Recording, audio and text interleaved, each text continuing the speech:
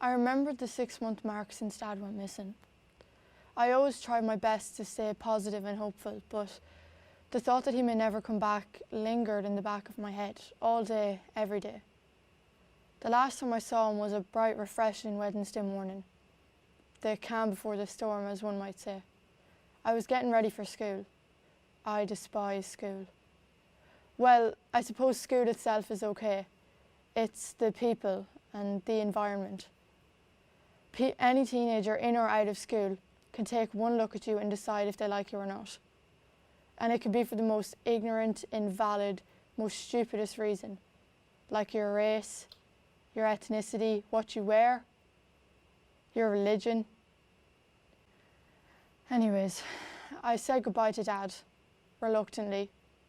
He was acting a bit strange, tense almost. But I only realised this after he was gone. He drove me to school, the same as every other day. As I got out, I noticed he was wearing his best suit, but I didn't question him. Dad was quite eccentric and unusual with his style, so naturally I just thought this was his new look. His beard was grown out quite a lot and his face was drawn and tired looking. He didn't have that spark of mischievousness in his eyes. I was kind of worried, but to be honest, I completely forgot about it. I had 3 tests and I was stressing over those.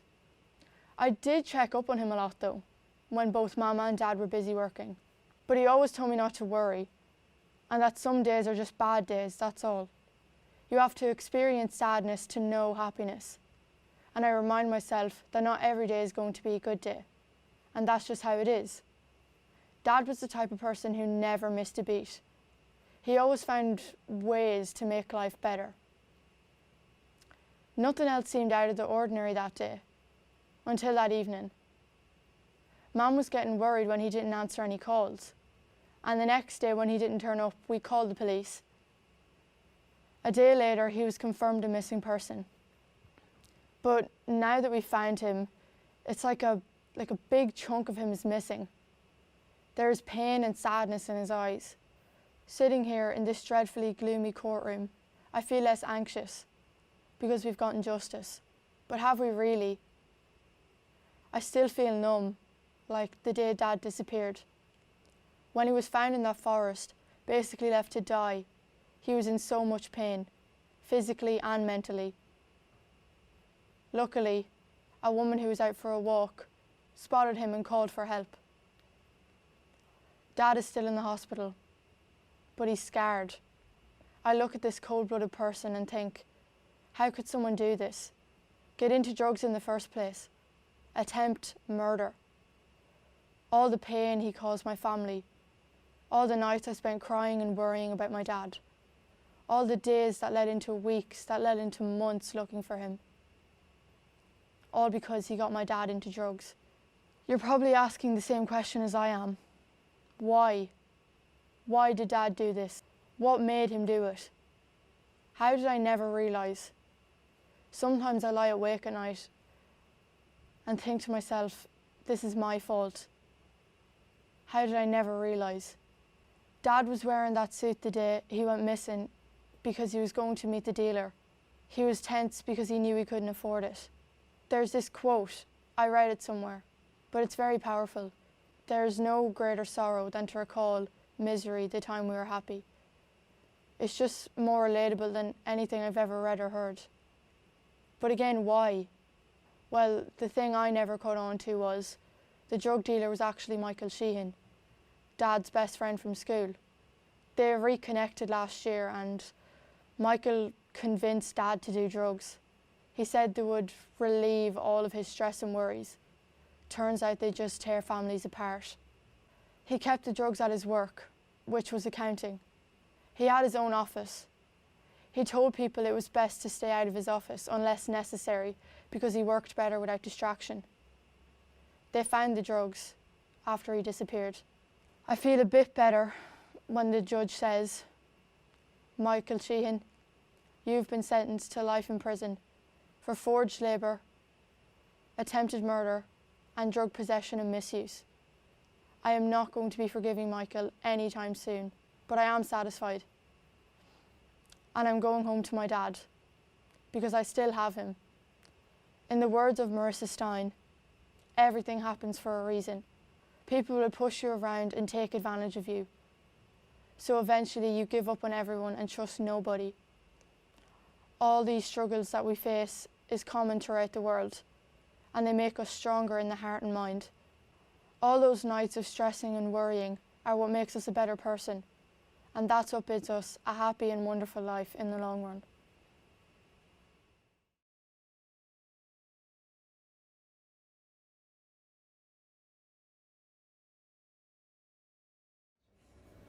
My name is Stephen. I'm 32 years old. I'm unmarried. I barely talk to my family. As a kid, I dreamed of being someone that people could look to for guidance, someone who was appreciated. It's too late for that now. It's cold, and this room is dark. I'll be honest, I don't know where I am. It's dark. I'm scared. The last thing I remember is the flash of headlights and a screeching noise. I think my car flipped over. I think I ended up in pieces along the road. I remember who hit me, not fully, but I remember their eyes. I could see how red they were. I know I'm dead.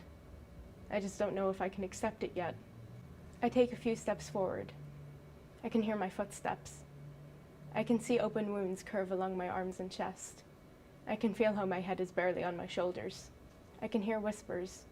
They're not loud, but they're all I can hear. I've started talking to myself, wondering out loud about where I am, about what happened to me, questioning who I am. Did I say my name was Stephen? The whispers are getting louder. They're screaming. I hate to say it, but they don't sound human. I can hear what they're saying. They're screaming for me. They're screaming my name. Tears prick my eyes, then a figure appears in front of me. It's skinny. I can see its bones. I can see its sunken eyes that are half closed. I look down and see long arms, and at the end claws that bend to form a perfect half moon. I look back at the creature's face. It opens its mouth to say something, but yawns instead. Its mouth is full of rotten teeth that looked once to be sharp. I can feel its eyes on me. I look up to see blacked out pupils. I can only watch as the creature moves sluggishly towards me. Finally it speaks. The contorted scratching sound almost sends me into full-on panic. My hands cover my ears as the creature lets out a sound that I can't decide if it's a laugh or a groan. What the hell is this thing? Why is it only showing up now? Where am I? The creature lets out another one of its laughs. The noise sounds like nails on a chalkboard. Its words leave me in 1,000 worries. I am the sin of sloth, indolent boy. Sin of what? No, there's no way. I can't be in hell. I've never done anything to deserve hell. Sure, I never really did anything with my life, but that's because it was cut short. That doesn't deserve hell, right? I look down. I keep asking myself why I'm here. I look up at the creature. I feel so small in front of it, so insignificant. The creature does nothing but point towards a door that breeds misdeeds. I look back at the creature confused. I immediately regret my decision. Its face is contorted into a glare, its eyes growing further apart from each other, and its teeth growing. I run for the door. I fling it open as fast as I can, before the creature can rip me into shreds, for a second time.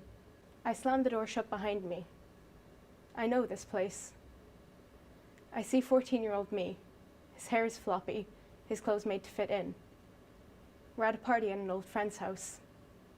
I forget his name now, but I remember what happened here. I follow my adolescent self as we walk down the hallway. We're looking for our jacket. We're trying to leave. I watch in disappointment as my younger self hears the first screams. I stop at the door and look through. I see my old friend Sean.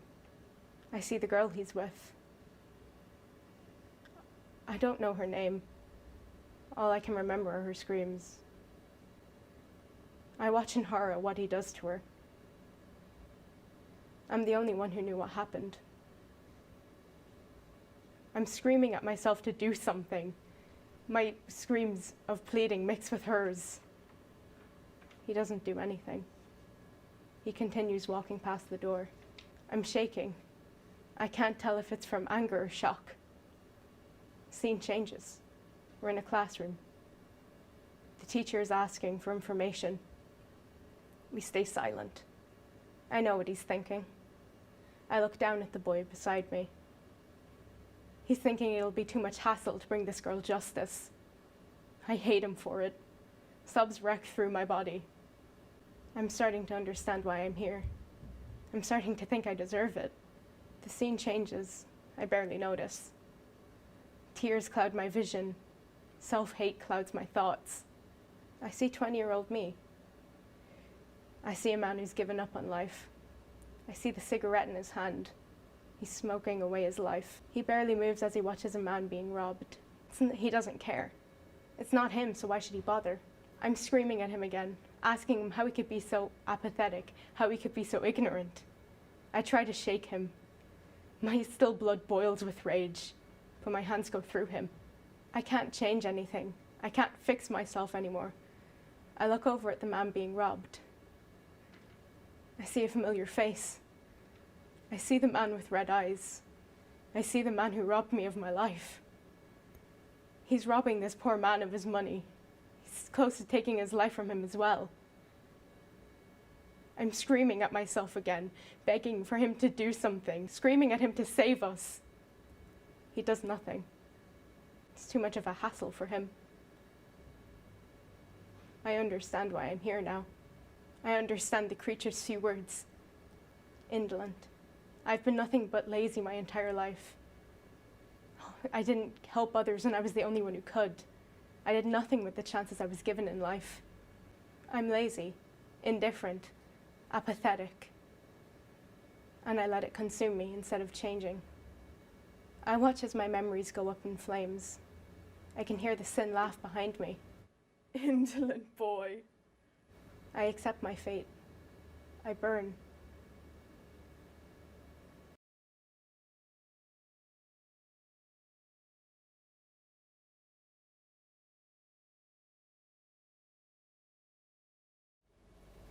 Yes, you're right. I am a serial killer. But how did you know? I thought I told myself to keep it a secret. I must have liked you then if I trusted you. Oh, do you want me to keep talking? He said. Yes, please. Talk as much as you want, I answered back. Well, thank you. You're very polite. No wonder I told you my secret. I smiled back gently at him, feeling sick to my stomach. Oh yes, I'll continue. My name is Kenneth, Ken for short. Well, my full name is Kenneth Henry Davis. Killed anyone I wanted to, really. Men and women. No kids though. That's just a crime. I killed 63 people in total over 8 years. And you still couldn't find me. So, shall I go on or do you need a minute? Kenneth said with a smirk on his face, knowing that I felt uneven. No, I'm fine. Keep talking. You really want to know all the gory details, don't you?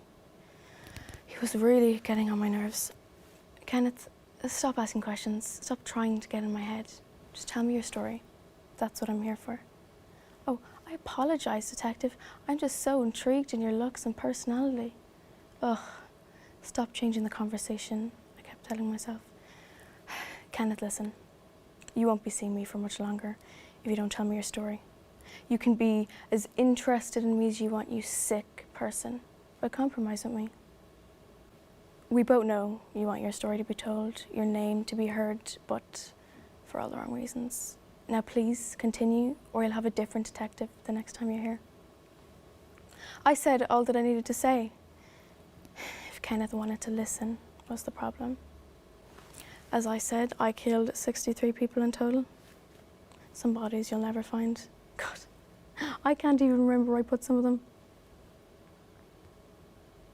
I suppose you've some of the bodies if you brought me in. You have to have some dirt on me.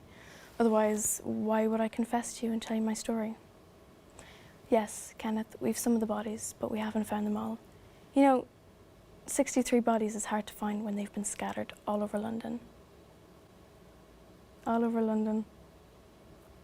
It'll take a while. Wonder if you'll ever finish. He's just trying to slow you down. Don't let him get you alive, I kept telling myself. Just focus. Well, Kenneth, that's where you come in. You have to help us and tell us where the bodies are. We know you're guilty. You've confessed on tape now. If you try to change your story, no one will believe you. You know you're going to jail either way, so it's best to get it out instead of lying or giving fake clues. You know you're in trouble, so why not come clean and save yourself a few years in jail? You're very funny, detective. Personally, I didn't find anything funny. Different mindset, I guess. We both know I'm getting a life sentence. But you're right. What's the point in lying? Well, get ready. It's gonna take a while.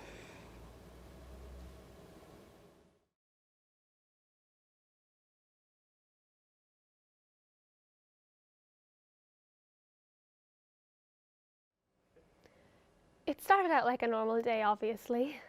I got up, made myself breakfast, but I had this weird feeling at the bottom of my stomach. It was as if I knew something bad was going to happen. He was gone for a long time.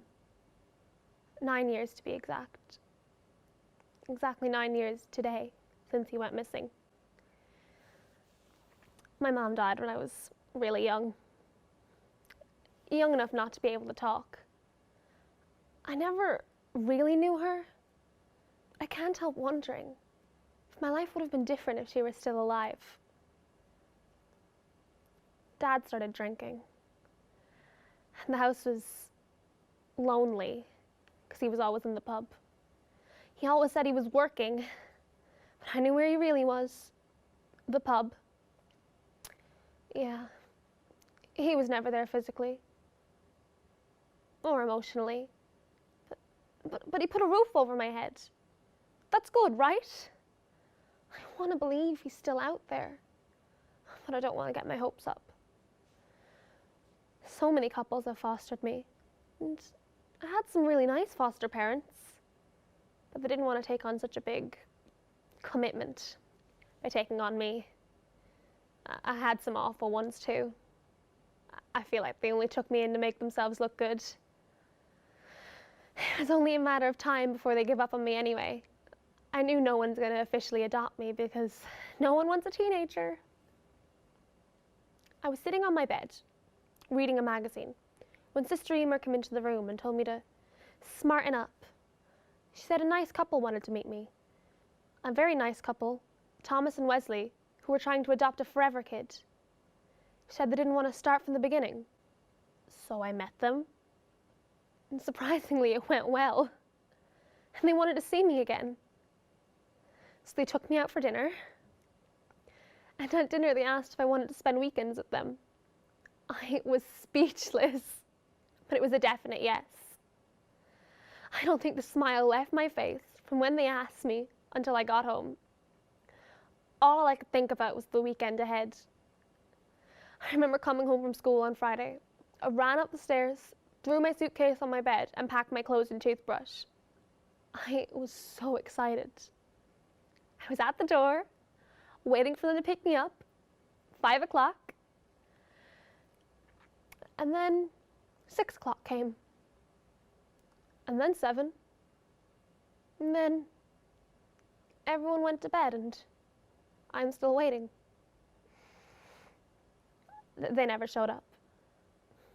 It's my fault anyway for getting my hopes up. Days went by without hearing from them until I found out in the newspaper. Thomas was arrested for serious assault, possession of a weapon, and sale and supply of €500,000 coke and tablets.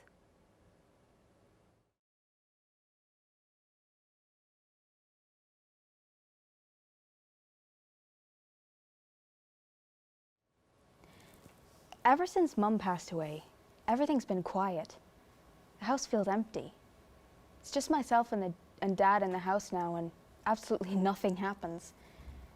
Usually Mum would be organizing something, like family gatherings or Sunday dinners, even neighborhood barbecues.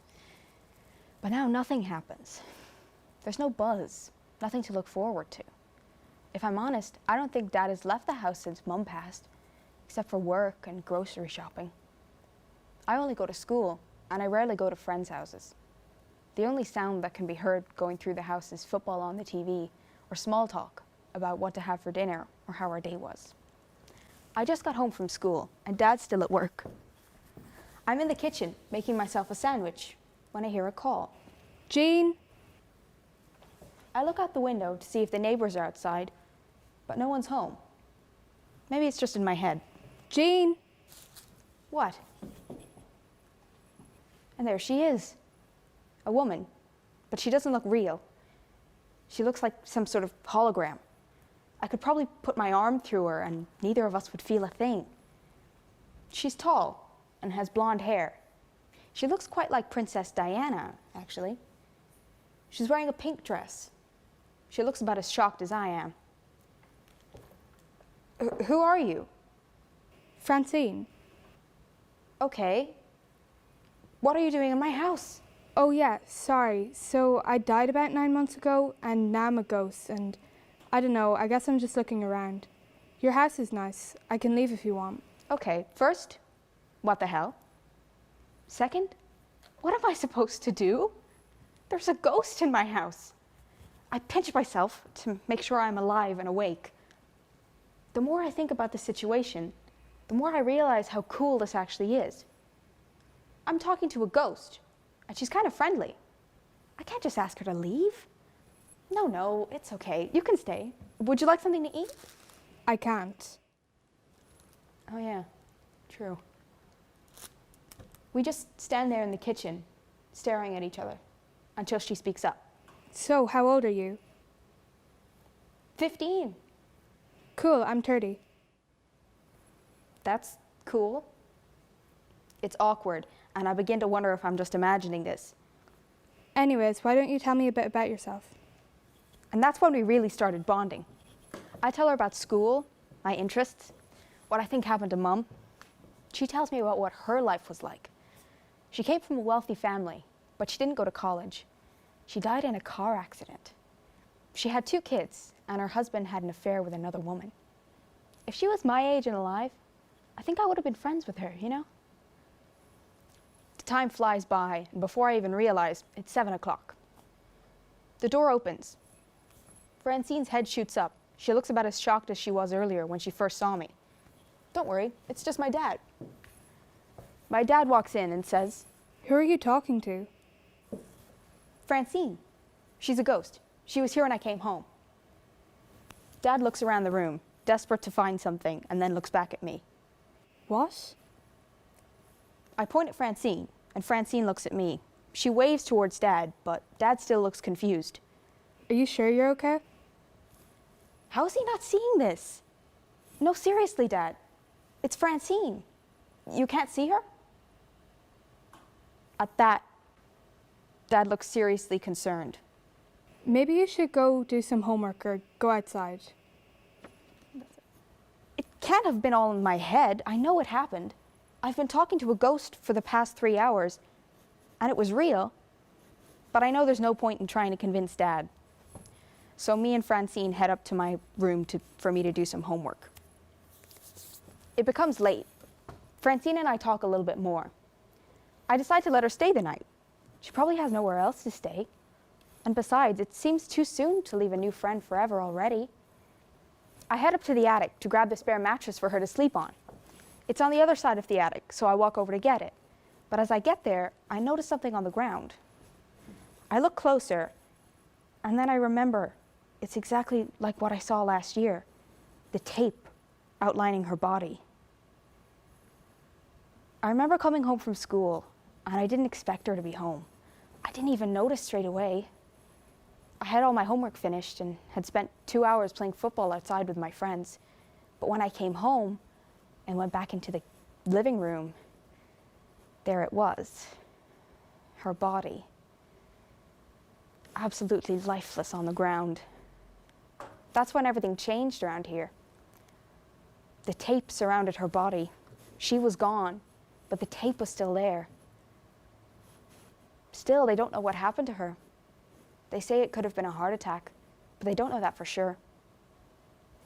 This time, the tape is in the floor of the attic, outlining the exact position I found her body in. Francine? Francine? Francine? But she's gone. She isn't where I left her. She's nowhere to be found. Maybe this wasn't real. Ghosts aren't real, and why would I be friends with one? Maybe I am going crazy.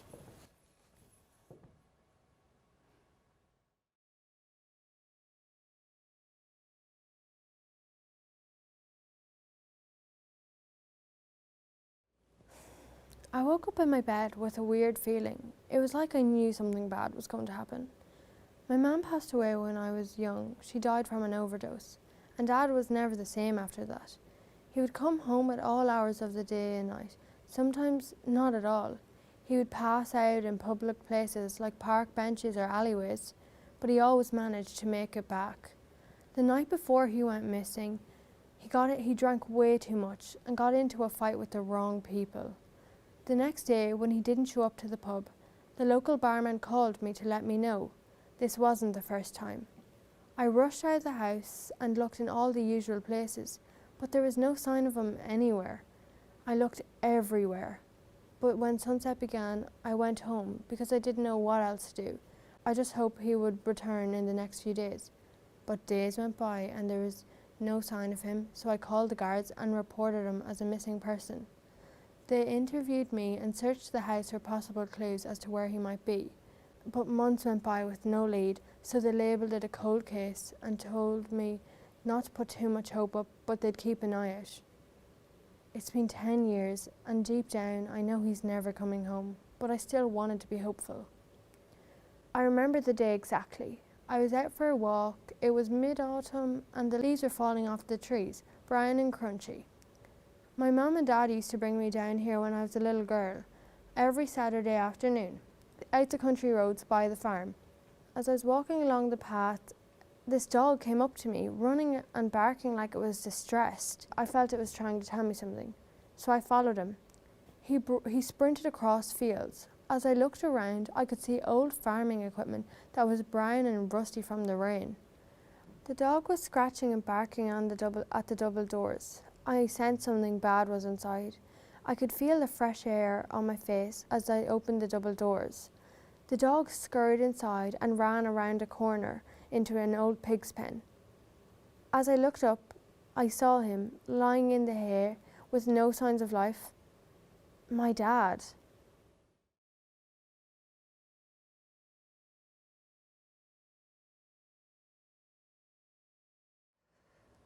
Ma'am, I need to talk to you about how I've been doing for the Leaving Cert. For one, I'm not doing too good with Irish. I'm useless at the listening, and it's just too fast for me to pick anything up. Then there's the essay. Oh, good Lord, not alone the essay, but the stories and the poems too. I haven't done good in any of the practice exams, and I've done about 8. And of course, then there's maths, and I'm not doing too good with that either. I've done about 11 practice exams, both papers, and the questions always seem so confusing no matter what I do. Then there are matters other than the exam subjects, like homework, for example. The homework alone takes 3 hours, and then I have to start studying. Even Saturday feels completely packed. I get stressed sometimes. I've been thinking of plans for a while, and I think I've finalized one. I'll spend 40 minutes studying each subject, and then take a 10-minute break. I'll do this for, let's say, 3 hours on a weekday, and then 8 on a weekend. Another plan would be to set up a timetable for studying a specific subject for 55 minutes, followed by a 10-minute break, and then after 2, I would take a 20-minute break, and then after 4 I would stop. But on weekends, instead, I would, after 4, take a 2-hour break, and then after 7 I would stop. So on weekdays, I would start around 7 and then finish around 11. And then on weekends, I would start at midday and then finish at, let's say, at 9. I do more periods doing Irish and maths than, let's say, English, because I'm pretty confident that I'll do well in English. What do you think?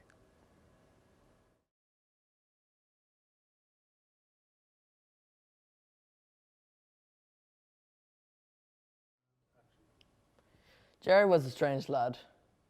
He always carried a knife in case a bald lad mugged him. But he always said, "If he is hair, he may have my money, but if he's bald, I may run." Those were the words Jerry stuck by, and still does. He showered every day, but not to stay clean, but to reapply his shampoo, because he heard from his friend Bob that if he didn't do it, he'd be bald soon. Bob doesn't like Jerry, but Jerry always said, Bob may not know it yet, but he's my best friend, and every day I remind him of it, even if he punches me, because that's what us friends do. We just let the other person punch us. One day, Jerry wanted to go to the beach. He lives beside one after all. So he went outside, looked up, and it was raining. He looked down and saw something green on the ground. He picked it up, and it was €100. He got so happy until he looked closer and saw a piece of dirt on it. So he threw it to the ground and screamed, "Worthless!" He saw a beam of light. He got so happy and ran towards it. But to his shock, it was just a light shining off a bald lad's head. So he screamed and ran away. When he got home, the doorbell rang, and he said, "Geez, that was quick." He walked over to the door and opened it, and to his shock, it was the bald lad with the €100 in his hand. As he said, "I think you dropped this." Jerry screamed and ran away. As he was running, Jerry looked around and saw 10 bald lads chasing after him. In an instant, he ran to the left of him where there was an alleyway. Unfortunately, it was a dead end. He was cornered. As a last resort, Jerry walked slowly to the bald lads with fear in his eyes and said, "You guys are all right." As they let him by, he started running again while shouting, "Psych!" And they started chasing him again. And that was the story of Jerry the lad.